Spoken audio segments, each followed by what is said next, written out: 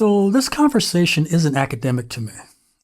I didn't arrive at it through theory. I arrived at it through time on Earth. Long enough to see patterns form, long enough to watch them repeat, long enough to recognize when something isn't broken, but designed to hold its shape. So when people talk about race like it's confusion, I pause, because confusion doesn't last this long. When people talk about generational wealth, I don't think in statistics.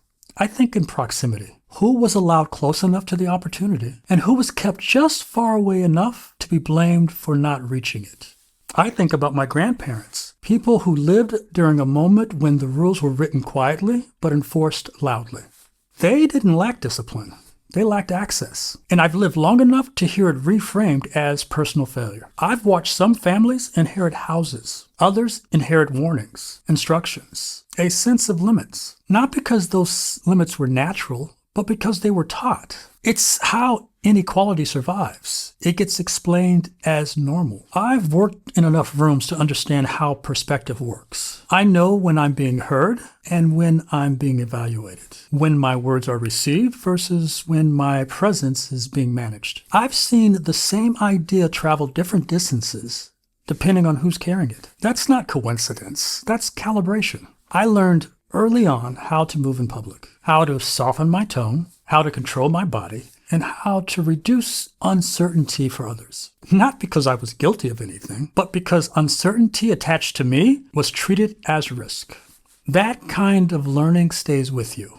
It becomes instinct. I've lived long enough to watch Black culture become the engine of American cool. Music, language, style, celebrated everywhere, owned almost nowhere. I've seen what happens when something is desired but not respected. It gets consumed without responsibility.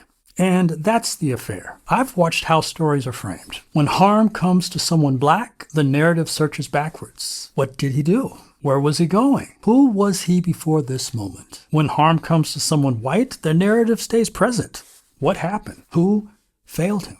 Same tragedy, different moral lens. That difference isn't accidental. I've heard be patient my entire life. Patient like history hasn't already passed. Patient like time hasn't already been spent. I've lived long enough to understand that patience is often requested by people who aren't being asked to wait. But here's the part that gets uncomfortable. White America didn't just benefit from Black disadvantage. It learned to feel stable inside it. Black America didn't just endure. It learned to function inside someone else's comfort. Now that creates a relationship where one side fears losing control and the other side fears losing ground.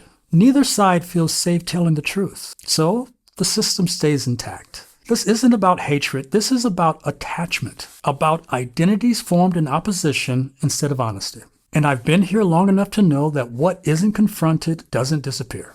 It gets inherited, passed down as instinct, as fear, as silence. This isn't a misunderstanding. It's unfinished business. And until it's named, it'll keep showing up in policies and reactions, in who gets the benefit of the doubt. Because time doesn't heal what truth avoids. It just deepens the pattern.